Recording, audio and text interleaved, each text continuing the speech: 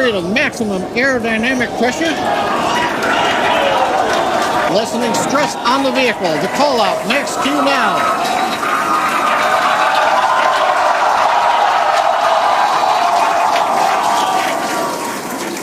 Continuing to watch the first stage as we head downrange.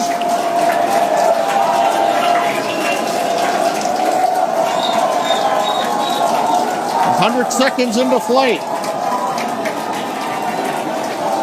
Our next major activity is going to be shutdown of the first stage. The Houston tracking station now acquiring the vehicle.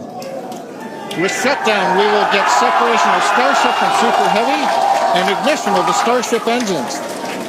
When Starship separates, we light. Clearing the tower was icing on the cake.